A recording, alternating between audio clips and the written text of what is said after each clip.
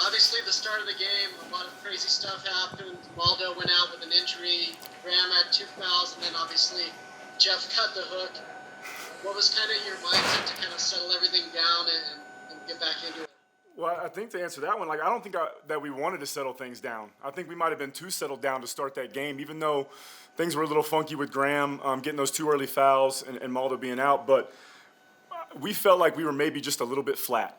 And, for whatever reason, what happened. But I think that gave us a little bit of fire. We made that early run, that first kind of 5 minutes after, and kind of settled into it. The crowd was amazing at that point. I mean, for them to step up and get as loud as they did, that really just kind of pushed our guys over the edge. But with this group, and you guys have seen it all year, they're so resilient and they're so tough and they play for each other.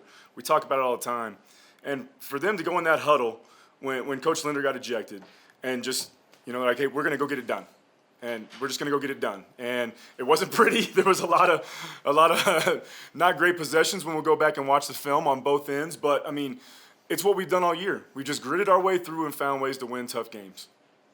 Yeah, what does it say about Graham? Only plays 4 minutes in the first half in foul trouble and, just doesn't let him face it. Goes out and gets 20-something points, double-digit rebounds after halftime. It says what we've said about him all year.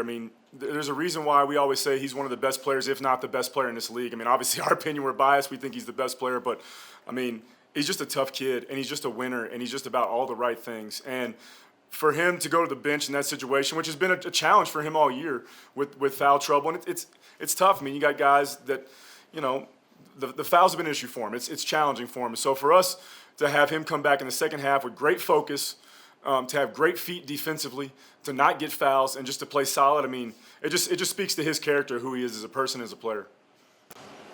Jen, first of all, congrats on being 2-0 as a head coach. Secondly, there at the end, last week Linder said the game plan was get it to EK and get the hell out of the way. Was that kind of what you were going with again? Pretty much. Yeah, short answer, yes. We got 2 workhorses. And not to say that our other guys can't make plays, because they certainly can, and we've seen it all year. But we know that in winning time, an opponent's going to have to pick their poison. Are they going to double, and you got X out there that's going to make a 3. You got Winslow out there that's going to make a 3. Drake made a huge, huge 3. And, at the end of the day, late, especially late second half and in overtime, they said, hey, we're not leaving Drake, and, we're just going to stay with those guys, and we're going to ride the workhorses. And that's why they are what they are. They're special players. Dean really carried them down the stretch in regulation, but he was really quiet in overtime. Did you guys do anything different, or did they just not get the ball to their best player? We tried to just really kind of focus on him those last few timeouts, and in the break between the end of regulation and the start of the overtime. We're not going to let him beat us. And one of the things he did, especially early into the middle part of the second half right there, is he really killed us with what we call winning plays. He got a bunch of offensive rebounds, or ones that he didn't get, he was able to get a hand on and get it out to somebody else. And we said, hey, man, Maldo, because Maldo got switched off onto him, or when J.O. was on him, you don't worry about getting the rebound. You just don't let him get it. Somebody else is going to have to beat us and go try and make a winning play besides him. I guess Noah Reynolds is such a dynamic young player. Does he need to slow it down a little bit right now?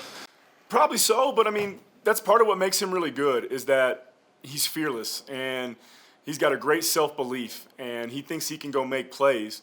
And for us, we don't want to detract from who he is as a person and a player.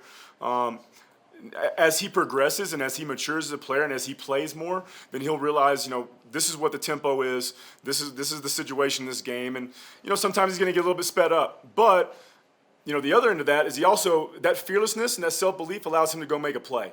And, sometimes you just need a guy I'm going to go make a play. And for him, he's given us that spark off the bench several times this year.